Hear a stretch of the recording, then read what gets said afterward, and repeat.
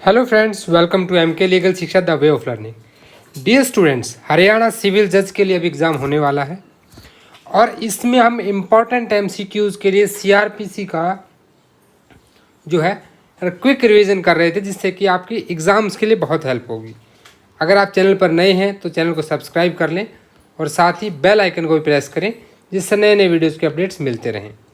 Friends, आज के video में हम बात करेंगे सीआरपीसी के बारे में। पुराने जो पेपर्स हैं आप उनको हमने आपके लिए सेग्रीगेट किया है डिपेंडिंग अपॉन दी एक्ट्स। 2013 में जो हरियाणा जुडिशरी का एग्ज़ाम हुआ था उसमें सीआरपीसी के कितने क्वेश्चन पूछे गए थे? अराउंड 15 क्वेश्चंस हैं। इन 15 क्वेश्चंस को आपके लिए उसमें से एक्सट्रैक्ट करके हम लेकर आए हैं। आज के वीडियो में हम 2013 के हरियाणा जुडिशरी के एग्ज़ाम की बात करेंगे, स्पेशली सीआरपीसी रिलेटेड ओनली। देखिए, सबसे पहले आते हैं क्वेश्चन नंबर 16 से जो क्वेश्चन स्टार्ट है। ये क्वेश्चन नंबर है 2013 का हरियाणा जुडिशरी का, और इसमें सीआरपीसी से 16 से लेके 30 तक टोटल 15 क्वेश्चन जो आए थे वो आपके सीआरपीसी से रिलेटेड है। अब आते हैं पहले क्वेश्चन पे। Assault or use of criminal force otherwise than on the grave provocation under section 353।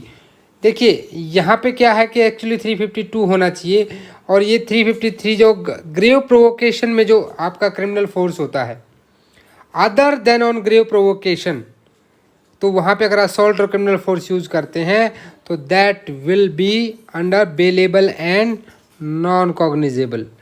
तो वो आपका आंसर हो जाएगा बी। वो क्या हो जाएगा? बेलेबल और नॉन कॉग्निजेबल हो जाएगा। ये चीज़ हमें कहाँ से पता लगी? ये आपके जो first schedule of the CrPC उसे हमें पता लगा। नेक्स्ट क्वेश्चन की हम बात करते हैं, attempt to commit suicide. Attempt to commit suicide, देखिए कितने क्वेश्चन यहाँ रेडी होंगे। कहाँ पे आता है? आईपीसी की धारा 309, आईपीसी सेक्शन 309 में बताया गया है। And this is a cognizable offence. ये भी बता दूं आपको, पुलिस वाला बिना वारंट के आपको अरेस्ट कर सकता है। हालांकि इस पे बहुत सारा डिस्प्यूट चलता है कि अनकॉन्स्टिट्यूशनल है, लेकिन हम उस पर चर्चा नहीं करेंगे अभी। फर्स्ट शेड्यूल के हिसाब से कॉग्निजेबल है और बेलेबल है, और क्या है साथ में? Any magistrate can be tried by any magistrate. ये चीज़ें हमें कहाँ से पता लगती हैं? फर्स्ट शेड्यूल, जहाँ पे टोटल कितने 6 कॉलम्स बने हुए हैं।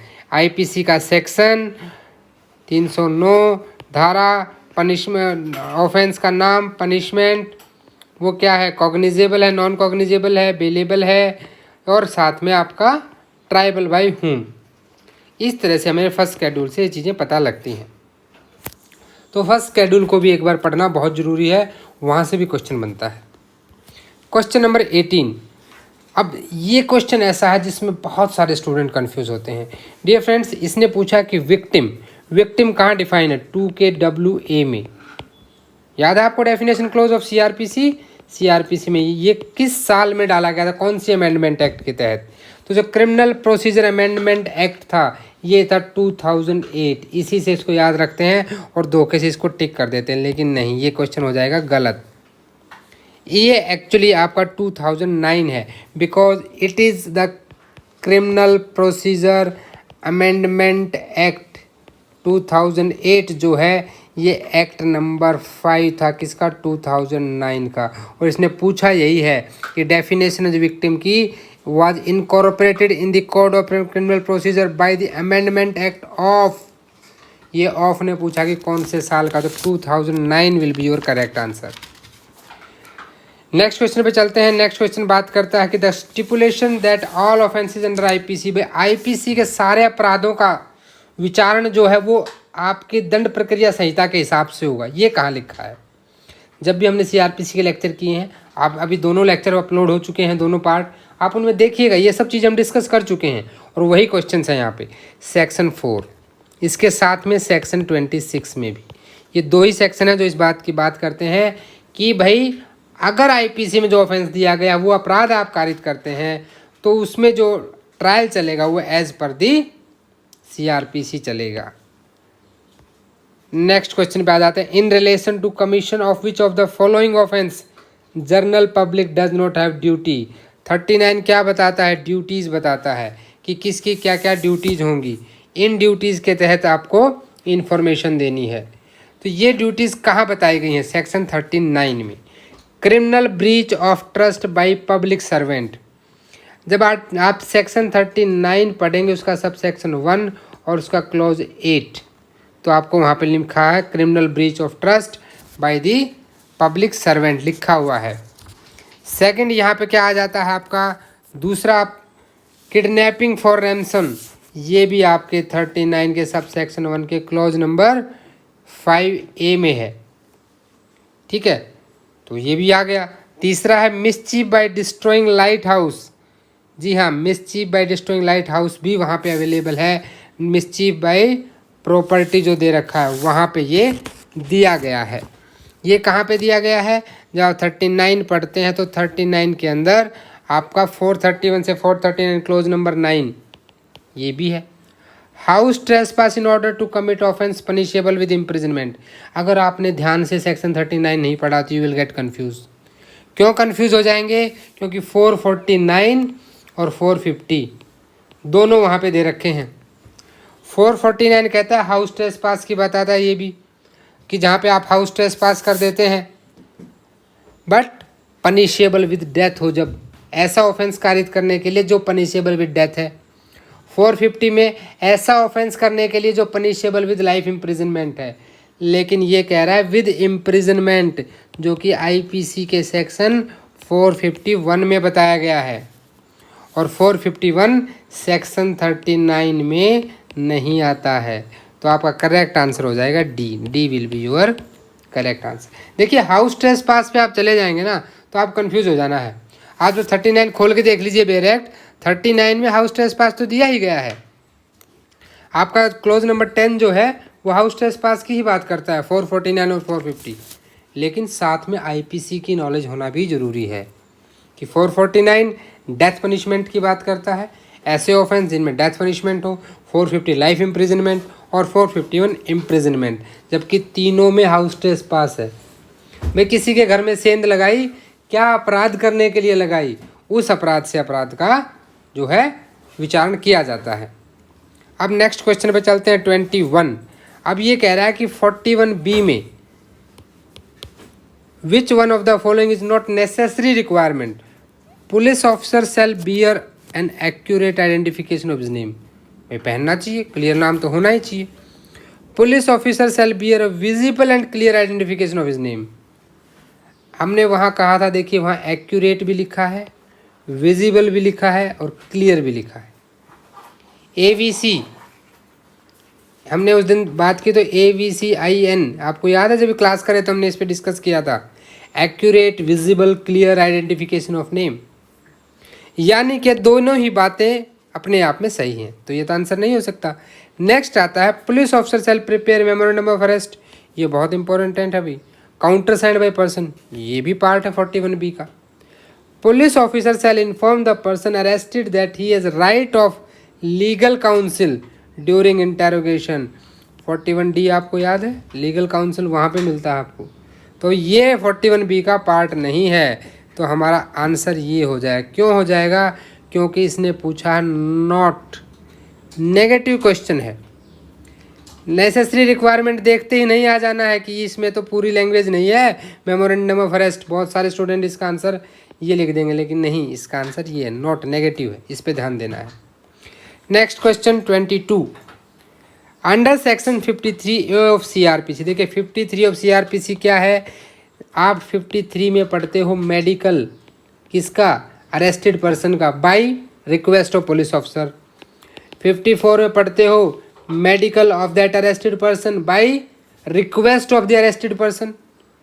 53A हम पढ़ते हैं भाई जहाँ पे एक्यूज्ड जो है उसका यहाँ पे मेडिकल होता है, एक्यूज्ड ऑफ रेप।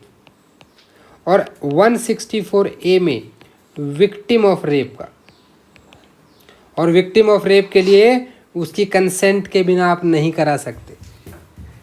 अब इसने कहा कि 16 किलोमीटर तक अगर कोई गवर्नमेंट हॉस्पिटल नहीं है तो उसका मेडिकल कौन कर सकता है? कोई भी मेडिकल प्रैक्टिशनर कर सकता है। लेकिन ये 16 किलोमीटर कहाँ से है? जहाँ पे ऑफेंस हुआ है, जहाँ बंदा अरेस्ट किया गया है, नियरेस्ट टू पुलिस स्टेशन या नियरेस्ट टू कोर्ट, ये बहुत इंपॉर्टेंट है। तो देखिए जब आप सेक्शन पढ़ते हैं 53 उसके लैंग्वेज में लिखा है कि जहाँ पे ऑफेंस हुआ है 16 kilometre from the where the offence has been committed, तो ये आपका आंसर हो जाएगा। बेयर एक्ट की लैंग्वेज से ही क्वेश्चन आने हैं, लैंग्वेज को बहुत ध्यान से पढ़ना है। क्वेश्चन नंबर 23 पे चलते हैं। विच one of the following magistrate is authorised under section 110? कितना सिंपल, देखो हमने आज सुबह ही इसके ऊपर चर्चा की है। 106 कहता है कि सेशन जज और judicial magistrate first class during conviction किसी से भी सिक्योरिटी ले सकते हैं, बॉन्ड ले सकते हैं। अदर केसेज में 107, 108, 109 और 110 में कौन ले सकता है? Executive magistrate. बिफोर 1980 ये जुडिशियल मैजिस्ट्रेट फर्स्ट क्लास था, लेकिन अभी ये हो गया एग्जीक्यूटिव मैजिस्ट्रेट। 110 जहाँ हैबिचुअल ऑफेंडर आ जाता है, तो डीएम नहीं है, डीएम को देख के कंफ्यूज नहीं होना है, एग्जीक्यूटिव मैजिस्ट्रेट। लेकिन यहीं पे अगर वो पूछ लेता आपसे 144A में, तो वहाँ इसका आंसर डीएम हो जाता। समझ रहे हैं आप चीज़ को? लेकिन अभी हमारे क्वेश्चन के हिसाब से इसका आंसर जो है ये हमारा आंसर होगा D. D is the correct answer. Next question 24। Which of the following person can not claim maintenance under section 125 CRPC? कौन क्लेम नहीं कर सकता है यहाँ पे? तो देखिए सीधी सी बात है, अभी जो भी आपके लेजिटिमेट चाइल्ड हैं या इलेजिटिमेट चाइल्ड हैं, अगर वो मेजर हो गए हैं आफ्टर अटेनिंग द मेजॉरिटी, चाहे वो लेजिटिमेट है इलेजिटिमेट है, वो आपसे मेंटेनेंस क्लेम नहीं कर सकता है। तो इसका आंसर सी है। भाई आप बड़े हो गए हो, अपना खर्चा खुद चलाइए, तो your answer is C, both A and B.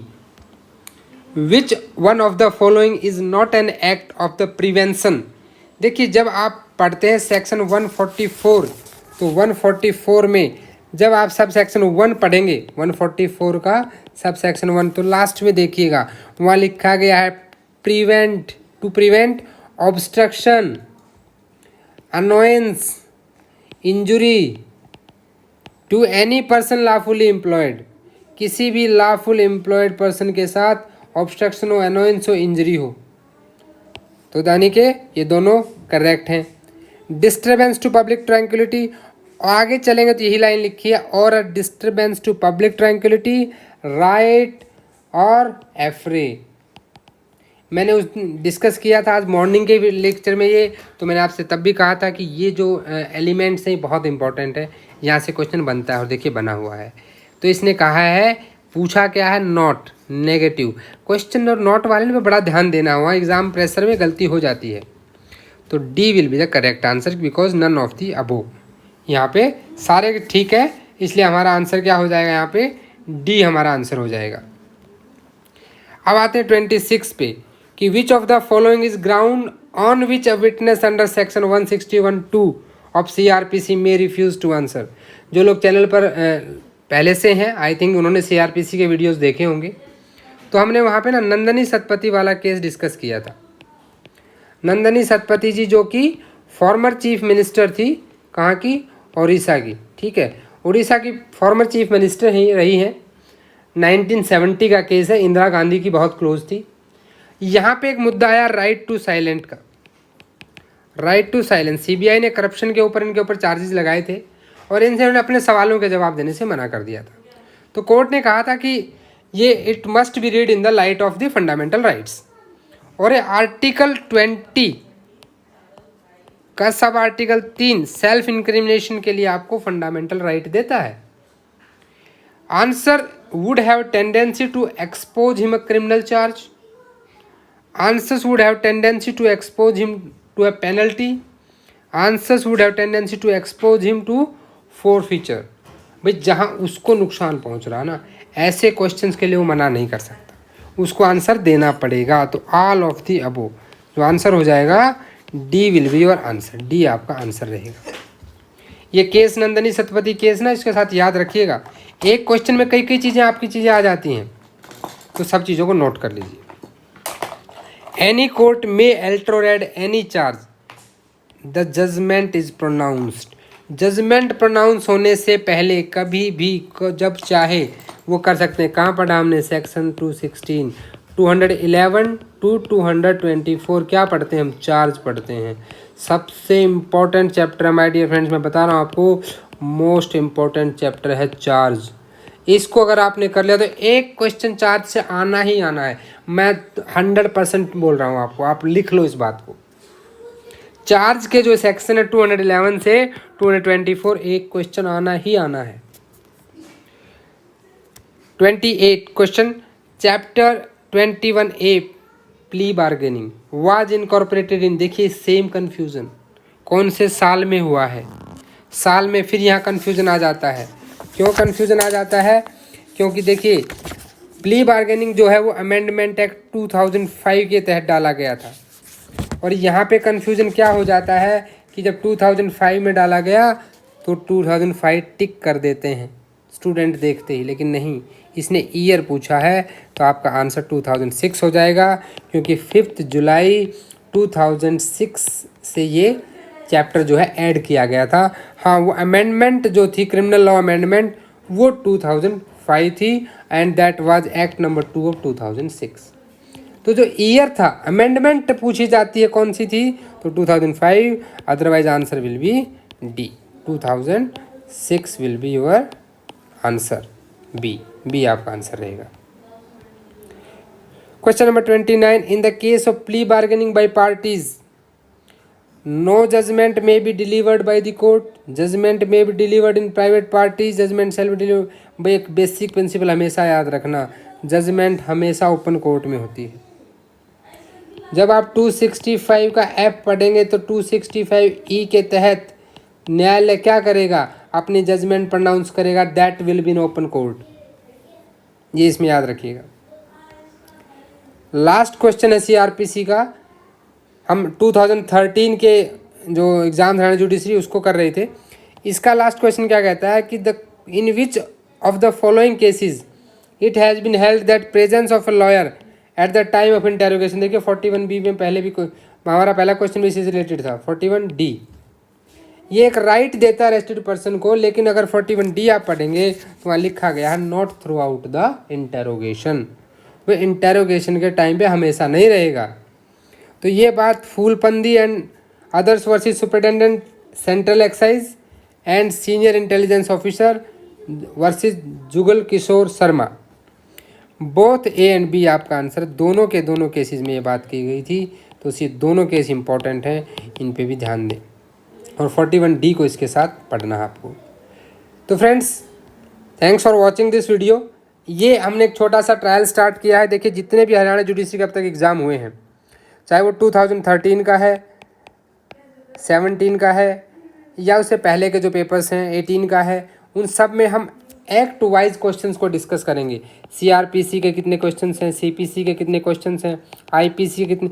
इससे क्या होगा, पूरा पेपर जब आप करते हो तो आप रिवाइज नहीं कर पाते हो। मैंने सीआरपीसी का जो टॉपिक आपको अभी कराए हैं, प्लीज़ बेरेक्ट खोलिए और इन सारे क्वेश्चंस को रिवाइज कीजिए। 2013 का पेपर या तो PDF से डाउनलोड कर लें, नहीं तो आप मेरे टेलीग्राम चैनल पर चले जाएँ, जहाँ आपको ये मिल जाएगा। वीडियो अच्छा लगा तो लाइक कर दें, आप कमेंट करेंगे तभी मैं आगे के वीडियो बनाऊंगा, कि एक्ट वाइज एक्सट्रैक्ट करके जो मैं इससे बना रहा हूँ, आप उस पर कमेंट आएंगी, आपके व्यूज़ आएंगे, तभी मैं आगे के वीडियोस बनाऊंगा। आपके कोई सजेशन है तो आप मुझे मेल करें। आपको PDF मिल जाएगा, इस पूरी स्लाइड का PDF मिल जाएगा मेरे टेलीग्राम चैनल पे। तो वीडियो को लाइक कर दें, दोस्तों के साथ भी शेयर करें, और अगेन मैं आपके कमेंट्स का वेट करूँगा। मिलते हैं नेक्स्ट वीडियो में 2013 के ही CPC के क्वेश्चंस के साथ। तब तक के लिए जय हिंद, जय भारत।